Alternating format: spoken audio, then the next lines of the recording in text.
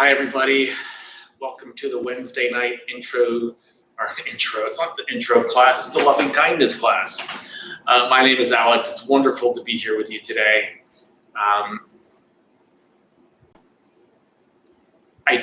Travis isn't here with me. Travis is normally there running the camera and doing all these sorts of things. But tonight, it's just me. And so I'm just kind of, the camera's right there, but the computer is right here. And so let's see how well I can do this tonight, all right? It's really, I love doing this. I do. I don't like that I can't see you. I don't like that, I can't interact with you and see your faces and things like that. But that's okay. That's just kind of where we are right now, and that's what we have to deal with. And I'm happy to do this, and I really like doing this. I've been leading classes here at the Dharma Temple since 2008, about this time in 2008. And so that's 12 years, almost. And I look forward to it just as much now as I did then. I really look forward to it. And it's wonderful to be here with you today. So, if there's anyone here who's new to the Dharma Temple, or the online class, or just the online Wednesday class, I would love to hear from you. There's a little chat box. You can just say hi, and I would love to see that. I'd love to know that you're there. I'd love to say hi back to you. Whether this is your first time or not, doesn't really matter, actually. Just say hi. All right. So the format of this class is the same as the format of any other class here at the Dharma Temple, pretty much. We're going to have this short introduction, and then we're going to do a meditation. This particular meditation is on loving kindness, and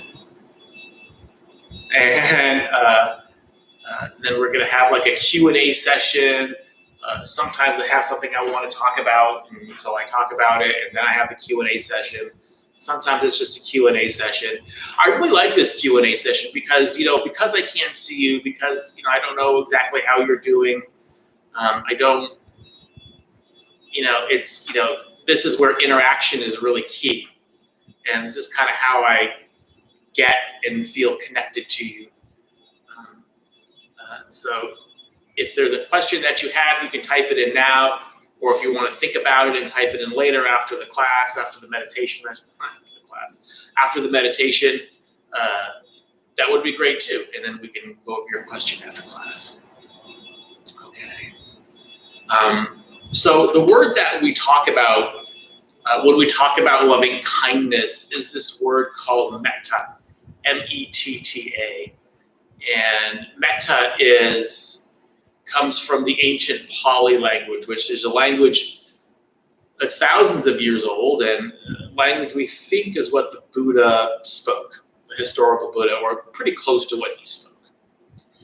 And as with a lot of words in ancient languages, 2,500 years later, when it comes to trying to translate this into English, you just can't translate it with one word. It's just not one word. It can mean lots of different things. It could be loving kindness, it could be unconditional friendliness, it could be goodwill. And these different translations are really, really important because they help us with this loving kindness meditation, because we do this loving kindness meditation for lots of different people. We do it for our benefactor, people who we really love. We do it for ourselves. We do it for people who we consider, neutral people, who we don't feel strongly about one way or the other. And we also can do this for the enemy. And that's what we call it in Buddhism. We just call it the enemy. And the enemy is anyone who we just have difficulty with, whether it's someone who cuts you off on the freeway, or a relative who's always annoying, or it could even be your mortal enemy, whatever that is. That's also traumatic language. That's not always appropriate for this, but many of us don't really have mortal enemies. Maybe we do. I don't know. And so these different translations of this word metta come in handy with this because your mortal enemy, this person who you really, really don't like, love doesn't come tripping off the tongue. You know, unconditional friendliness doesn't come tripping off the tongue. But goodwill does. Goodwill just means, you know, I want you to do the things that cause happiness for yourself. That's it. And that's just positive words, thoughts, and actions. You know, at the Dharma Bum Temple, we have this saying, think good thoughts, speak good words, do good deeds. And when we wish loving kindness for another, we want them to be happy, and we also want them to do the things that cause happiness. Right? It's not that we want them to have the causes of happiness. We want them to do the things that cause happiness. And so what causes happiness?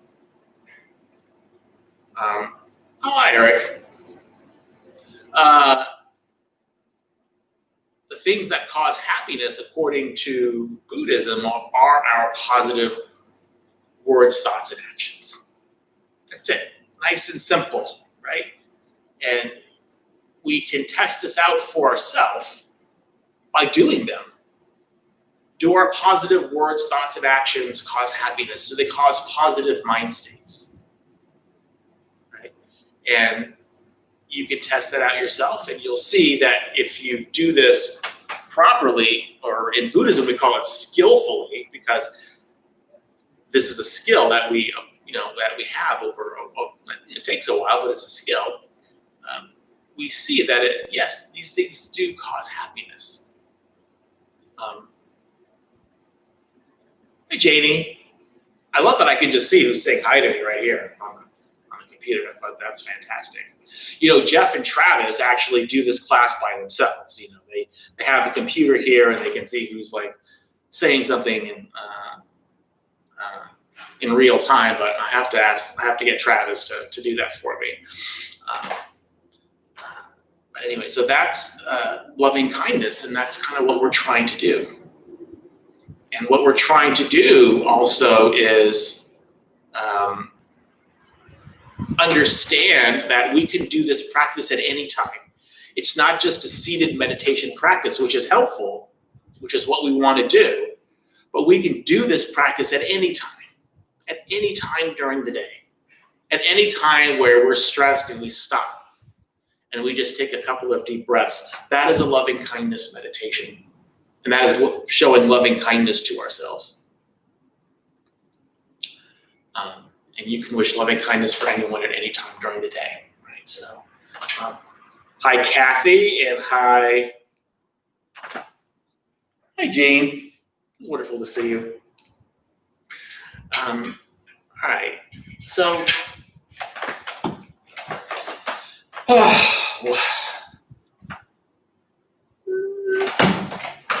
yeah, maybe that's better. Am I straight? Am I centered? Got my Sedona shirt on. Sedona. This is probably one of my favorite places to go vacation. If you haven't been to Sedona, when you can go on vacation again, I highly recommend this place. It's one of my favorite places to go. Wonderful hiking and just kind of being out in nature. I mean, up in the Red Rocks is some of the most beautiful country you'll see. All right. So I'm going to get out my handy dandy timer. We're going to go over some instructions on sitting. And so if you're seated on a chair like I am, you just want to make sure that your feet are flat on the floor and your feet are just a few inches apart. So if you are seated on a chair, it's usually best not to put your back against the chair because it's really easy to just get kind of lazy and fall asleep. So you want your back to be kind of away from the back of the chair. Your hands can be anywhere. So I like to put my hands on my legs or on my lap. It doesn't really matter. Sometimes I alternate them. If you do remember anything about posture, you just remember to keep your back straight. And so I like to make my back super duper straight and then just kind of relax so that my core is still engaged, but my shoulders have dropped and they're kind of relaxed. And this might seem a little bit uncomfortable at first, but after a while, it becomes very comfortable. All right, so our back is nice and straight. Our head is nice and straight. Maybe tucking our chin under a little bit, extending the spine. The tongue is on the roof of our mouth with the tip of the tongue against the back of the front teeth. That prevents a lot of saliva from forming. Although every time I say that, a lot of saliva forms in my mouth. That's like a Pavlovian response, I think. And the final thing is really your eyes. You can close your eyes, you can open your eyes, you can close your eyes, looking 45 degrees down past your nose, just kind of like that. This kind of soft, unfocused gaze. And you'll see a lot of the Buddhist tankas and a lot of the Buddhist statues here at the Dharma Temple. You know, the Buddha also always has his eyes like kind of half closed, you know, not especially focused on any one thing in particular. And the reason why we have all these seated instructions are we want the mind to be as still as possible. And the way we get the mind as still as possible is to get the body as still as possible. And so what I just did there, just scratching, we want to try to avoid that as much as possible. We want to stay as still as humanly possible, as still as we can. And a still body will lead to a still mind. So we want to give ourselves to have the absolute best loving kindness meditation we can. Right? So that's kind of what we're doing.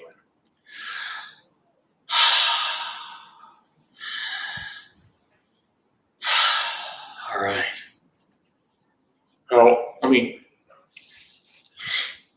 do that. I'm not around anyone else during the day, so I can scratch my face. All right. Let's get into this posture of meditation. Hopefully we're all ready. And let's begin, shall we?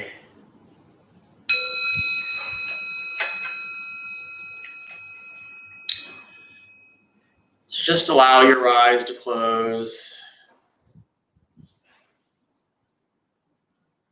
Making sure that you have that nice and comfortable yet sustainable position. So you're not likely to move around too much. Although if you have to move, it's okay. Small, slow moves are the best. Maybe taking a deep breath all the way in and all the way out. Making sure that we're comfortable. Making sure that we're trying to foster this attitude of no struggle. We don't want to struggle with our seated position. We don't want to struggle with what we were worried about before this meditation started. Whatever struggle we bring into meditation, as much as possible, we would just want to drop it. Just drop it. If you want to hold on to it later, you can hold on to it later. And when we sit, all of us, we sit like a Buddha. We can even imagine ourselves sitting underneath the Bodhi tree of enlightenment, just like the Buddha did and the Buddhas before him did.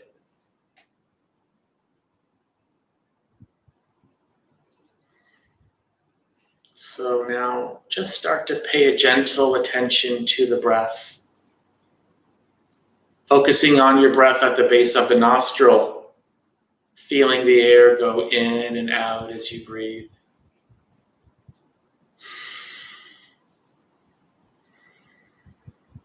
Nice and easy, nice and relaxed, nice and gentle.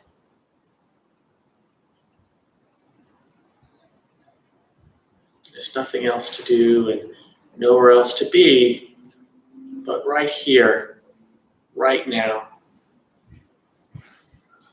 So just for the next couple of moments, just rest as gently as you can in the sensations of the breath.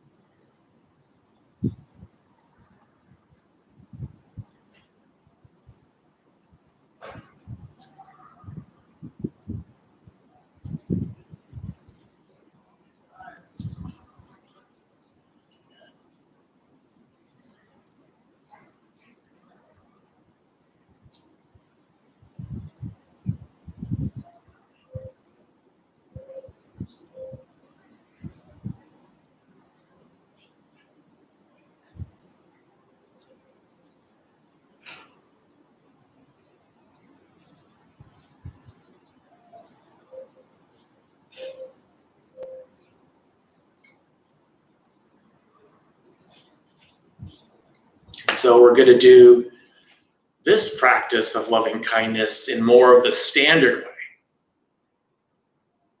that's traditionally taught, instead of the modified way we've been doing it. And so start to think about and call to mind your own wish for happiness, your own wish to be safe, healthy, your own wish to be free from harm.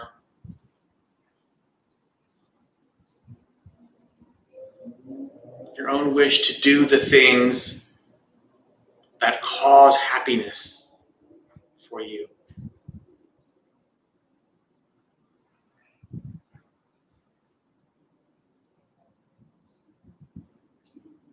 And when doing loving kindness for yourself, you can repeat certain phrases like, may I be happy. May I be safe from inner and outer danger. May I be well in body and mind. May I be at peace and live at ease in this world. And you can repeat one or more of those phrases. And do so ever so gently. I know how hard it is to have loving kindness for yourself. So ever so gently, just whisper this into your own heart. And it even helps to maybe put your hand over your heart, listening for any tension, any resistance. And if you feel any tension or any resistance, can you just lovingly breathe into that?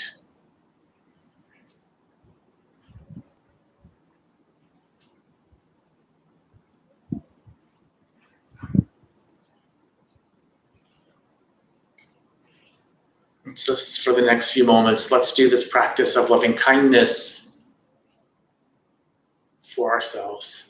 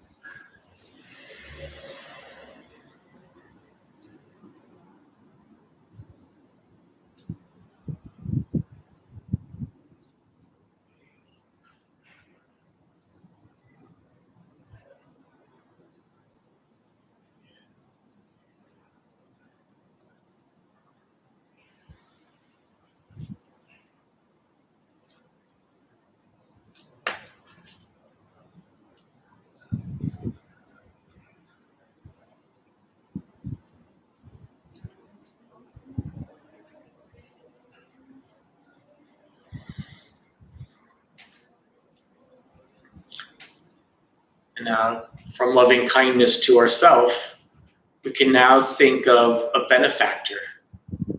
And a benefactor is anyone who has shown us great love or great kindness. Someone it's really easy to have these feelings for. You just think of this person and you smile. It could be a family member, best friend, teacher. They could be living or not.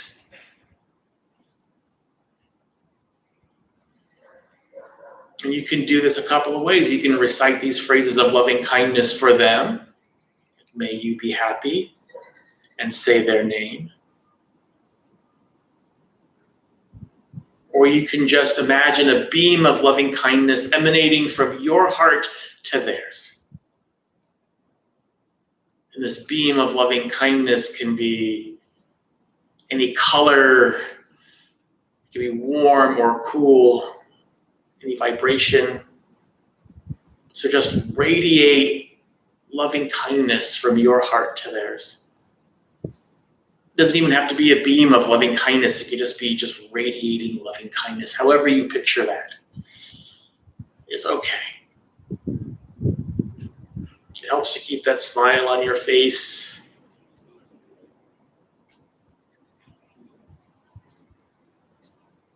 So let's do this practice of loving kindness for our benefactor or benefactors.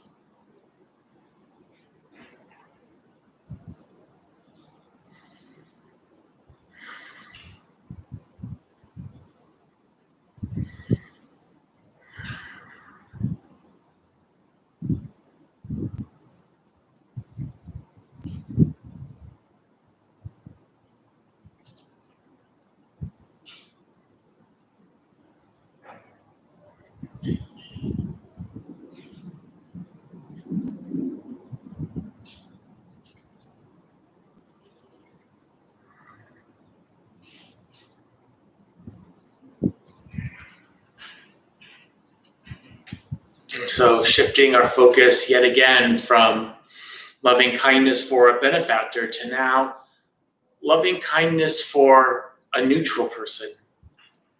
And a neutral person is someone who we don't know very well, who we don't have any strong feelings for one way or the other. Maybe they're the mail carrier, checkout person at the grocery store, person who makes your coffee, the person in your office who you don't know very well and don't really interact with. Anyone really who you don't know. You don't have to struggle to find a person. You just think of a person who you don't have very many strong feelings for one way or the other. And this is an important part of the practice because this is where we really begin to extend our heart out from where it's comfortable. We're going out of our comfort zone to wish this neutral person loving kindness. And so just think about this neutral person and their own wish to be happy, their own wish to be safe and healthy, happy, free from danger, the same things you wish for yourself.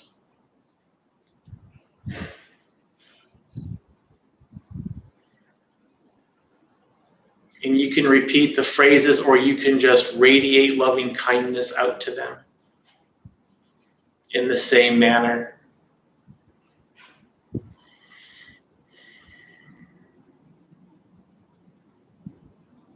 Again, noticing if there's any resistance.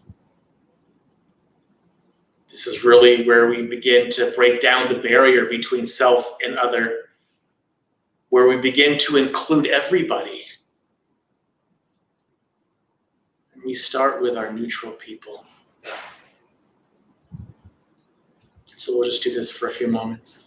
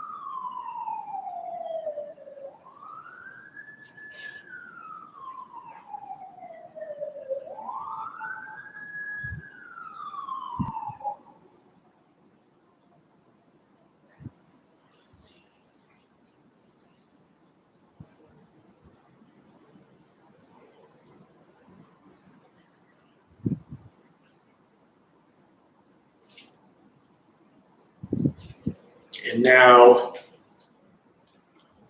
we do this practice for the enemy, a very noble part of this practice. And it's best that you start with the people who are just a little bit annoying to you. Don't start with the mortal enemy. Don't start with that person you hate the most. It'll cloud and fog and disrupt the mind in a way that you may not be ready for. And so we start with the little people, the little annoyances, the little things. As Shantideva says, start with the little things. Start with the little people. And just call to mind that they probably have a wish to be happy too.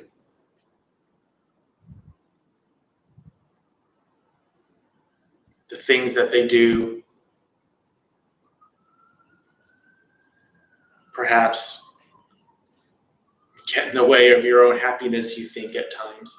And you might have difficulty with them. But they just want to be happy, same as you.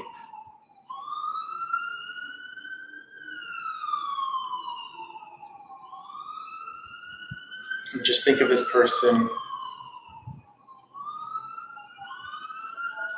And say, even though we have difficulty, may you be happy. May you do the things that cause happiness for yourself.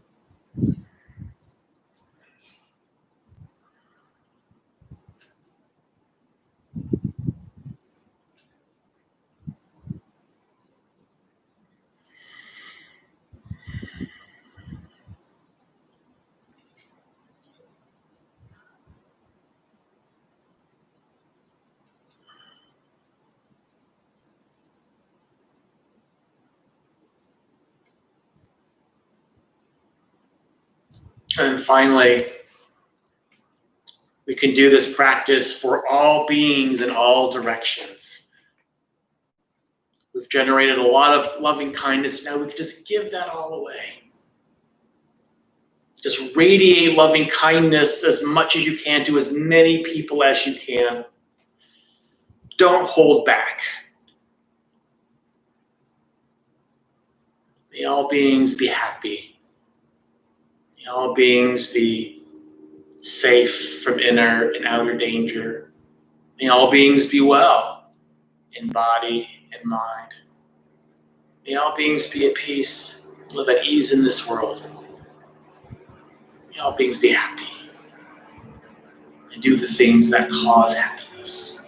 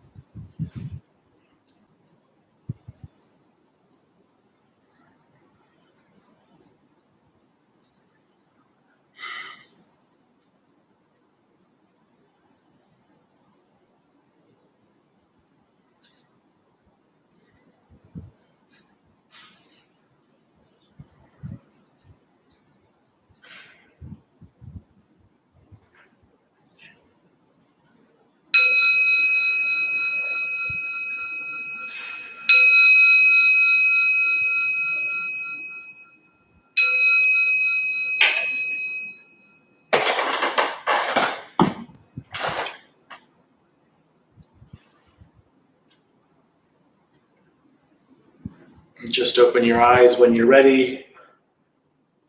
And let's take the next 60 seconds out in silence as you stretch your arms and you stretch your legs.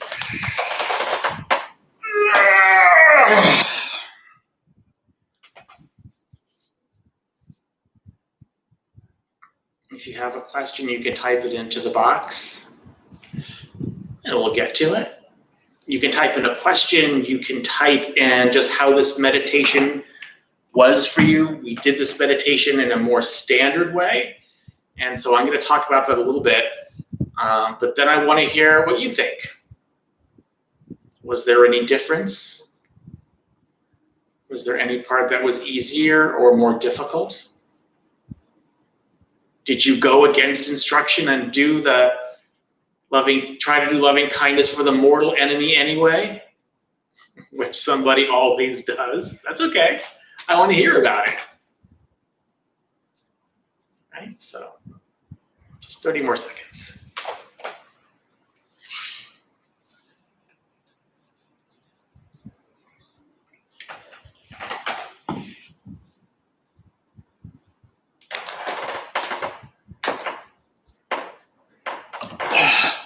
Or 20. That's okay. Oh my God, you guys, I like that. I haven't done it this standard way in such a long time. I almost forgot how to do it. And I decided to do it in the more standard way today, right after I rang the bell to begin the meditation, which is often how I do things. It just came to mind to do it in the more standard way and to see, because I want to see if there's a difference for you. And in the standard way, the way that we did it today, we always start with ourselves, always. And then we do the benefactor, and then we do the neutral person, and then we do the enemy, and then we do all beings.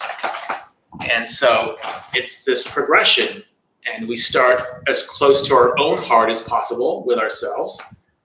And then we start, our neutral person is also close to us, not as close as we are to ourselves, but they're close to us. And then the neutral person, like I said before, is, it's really where we begin to break down this barrier between self and other, where we really begin to consider others who we don't really know or anything like that, don't have any strong feelings for one way or the other. And then the enemy, and then all beings. And when I did all beings, I wanted to just everybody just go out as far as you can go. And however far that is fine. It doesn't matter. It doesn't matter what that is. This isn't a contest, right? So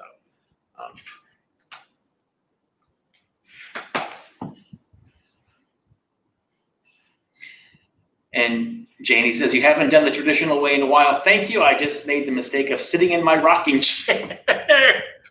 Yeah. And were you rocking while you're doing this meditation? That was the question. Were you rocking while you're doing the meditation? That would be probably what I would do. I would just get in this kind of like mode of like, yeah, I'm rocking. I guess I can rock.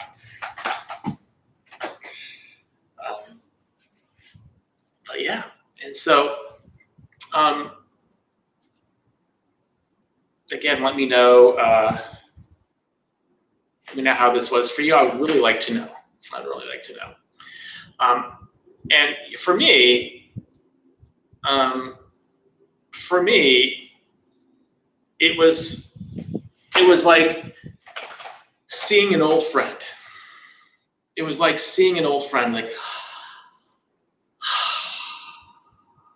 yeah, this again. I remember you. Hello, old friend. And I just kind of went back to this, it just felt so good to do it this way. It's not that the other way is bad or I don't like doing it that way. I love doing it that way. It's amazing to do it that way. And I do it that way a lot, just on my own. But this is like, yeah, this is it just connected me, I think, to more people because, normally we skip like the neutral person and we skip the enemy. And we just kind of skip them. We just go to all beings. And so I got to include more people specifically. And because I've been doing this practice for a little bit longer than some, doing it for the neutral person, doing it for the enemy just isn't an issue for me anymore. Sometimes things come up, which is normal. But it was wonderful, and I loved it. And I just felt really, again, connected to more people. So I liked it a lot. Yes, Janie, the more you got involved. So Eric says the self-focused way feels better, but I feel like I need the traditional way more. I have more patience for myself than other people. And the reason why we do it in this kind of modified way a lot, we've been doing that way a lot, is because of how difficult it is to have loving kindness for ourselves. And it's really important that we develop this as much as humanly possible. And, us in the West, we're at a disadvantage. We're not in a traditional Buddhist country where they start this training at like 2 and 3 years old. They start this training not with meditation or not with anything other than generosity. When they teach the little boy or the little girl the hand gesture here, right? This hand gesture. They teach him to bow. And then when the monks come for their alms round, they teach him to put the little spoonful of rice in the bowl. And they teach them generosity from an early age, from like 2, 3 years old, well before any meditation or any dharma or anything like that. And it's just this wonderful thing that they've grown up with. So by the time that they're an adult, regardless of what's happened to them, they don't have these issues of self-hatred and self-denigration, and that's really a foreign concept to them. Well, it's not a foreign concept to us. It's our daily lives for most of us. It's our daily existence because we've been conditioned this way, and so that's why we have to do it in this modified way. It's like a boot camp. It's like a boot camp. I'm gonna love myself boot camp, and that's okay. We can do it that way. I love doing it that way. All right, Eric. I have a tendency to get annoyed with a lot of people. Oh, brother, you and me both. So building compassion for them helps me deal with them and be more patient. I feel like a nicer person afterwards. Yeah, me too. I also feel like a nicer person afterwards. And I feel like, and I don't know how this is for you, but I feel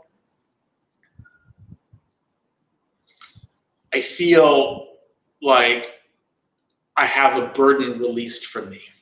I have this burden of anxiety, and I have this burden of whatever issues that I'm dealing with. I have this burden of self-hatred and self-denigration. It's relieved of me, at least for a little while. And that's how this practice is. It releases that burden from you. It releases you from that attachment to whatever you were dealing with before. It's kind of like what I was talking about at the beginning of the meeting, or beginning of the meditation, about what I was talking about. And now I forgot what I was talking about, which I tend to also do a lot. About how you can just let everything go. Just let it. You can pick it up later after the meditation, but you can just let everything go for now. And to the best of your ability, go ahead and do that. And so this also gets us into the flow, I guess you could say, of meditation. Jean, I did metta for my mortal enemy, of course. Wishing that he would do the things that cause happiness so he can stop harming others. Well, that's good. Because that's what, and this is where this translation of goodwill really comes in handy, because probably love doesn't come tripping off the tongue very easily when you think of your mortal enemy. And so what you're doing is wishing that they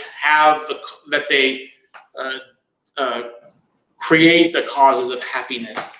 And they do that with their positive words, with their positive thoughts, words, and actions, right? And what are positive words, thoughts, and actions? They're not harming. Just kind of what Jean was talking about. They don't harm anybody.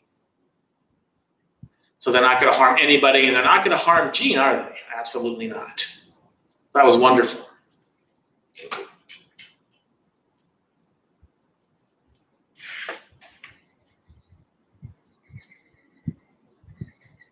I feel lucky that I've gotten past the self-disgust stuff and grown decent acceptance. That's nice, isn't it? And, and that's just the steps on the path, So often we feel that we have to go from this self-hatred to enlightenment in one meditation. And if you don't do that, and then you're doing something wrong. And that's just that perfectionist kind of nature about us that makes us hate ourselves, right? And so you don't have to do that. It's a slow, steady progression. And the Buddha said that this is how it is. This is how it is for most people. Some people, after years and years and years of anxiety and depression and anger and mental illness, maybe some mental illness, you've heard about these instant enlightenment experiences that they've had. This happened with Eckhart Tolle. If you know anything about Eckhart Tolle, this happened with Byron Katie. If you know anything about Byron Katie, she's wonderful, and Eckhart Tolle is wonderful. And I love listening to them. I really do. And I love listening to their specific, perspective. But it's not that way for 99.99999% of the people. It just isn't. And the Buddha likened enlightenment to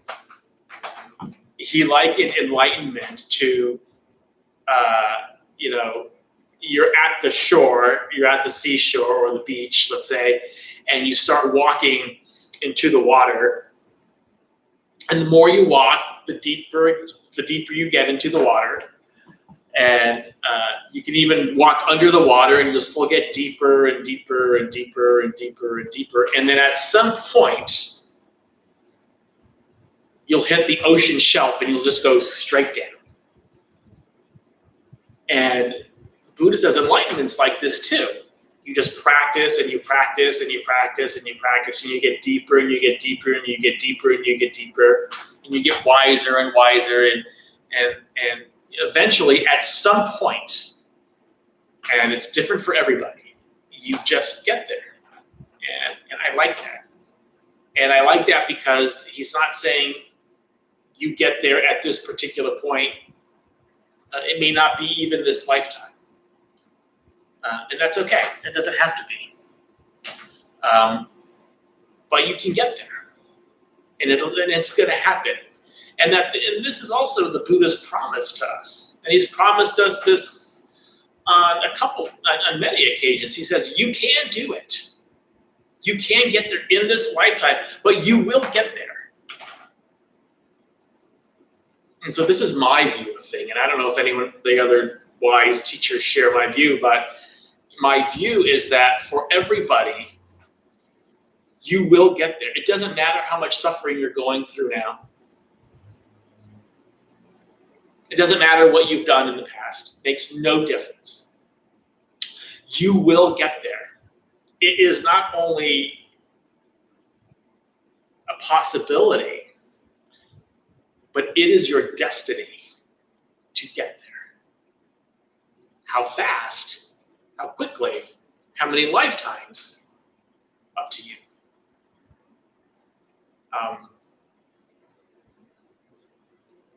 There was a disciple of the Buddha, and I forget which one it is. I don't know if it's Mahakassapa or Kachana. It's one of them. He was a disciple of the Buddha. He was an arhat, so he was an enlightened being. But at one time, he was Mara, the tempter god. And he tried to harm a previous Buddha. And of course it didn't work because he's a Buddha. It's not going to work. And he had to spend, I think it was like 100,000 eons in a hell realm. And so he did. He spent 100,000 eons in a hell realm. But after that, he worked his way up and up through more good deeds and thoughts and actions, or deeds, thoughts, and words. He slowly, lifetime after lifetime after lifetime after lifetime, he slowly became an enlightened being and a disciple of the Buddha, of this Buddha, or Shakyamuni Buddha, Gautama Buddha.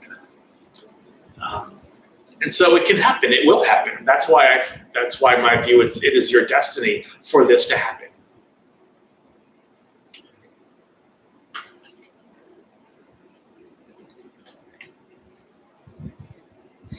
Okay. So did anybody have any difficulty with the enemy or the neutral person? That's what I'd like to know. So we've heard from Jean. Thank you, Jean.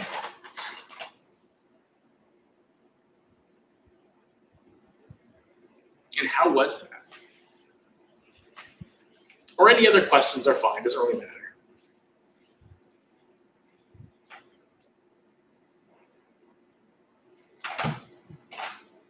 This way, this way, this way. There we go.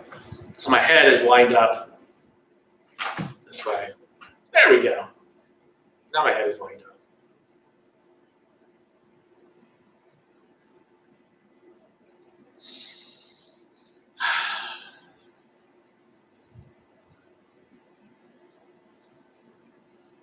I feel really, while we're waiting for any questions or comments on the enemy or the neutral person, I feel really lucky, blessed, fortunate, whatever word you want to use, to be here. I live at the Dharma Bum Temple. I don't know if you know that. I'm the only one who lives here. I stay here. I clean this whole place. I have 5,000, well, the bookshop's always closed, but other than that, I have 5,000 square feet of space to myself. It's awesome. I love it. And all I have to do is clean it. And I feel very, very, very grateful so far. Okay, Eric. I had trouble picking an enemy that slightly annoyed me. I ended up picking the helicopter pilot circling the neighborhood. Right. Helicopter pilot circling the neighborhood. Since you live pretty close to here, you probably heard the same thing I did. And he tends to circle around at just after 7, just after we have this class. And I don't know. I don't even think about him anymore. I hear him, But I always just figure, he's just doing his job, whatever that is. But yeah, okay. I appreciate the comment. Thank you. All right, so guys, thank you so much. It was wonderful to be here with you. I love all of you. Let's try to palm together on our hearts, please. And may the benefit of this meditation, this discussion, be received by all beings. May all beings be free from suffering. May all beings be at peace. May all beings be joyful and at ease. May all beings be happy. Thank you for coming.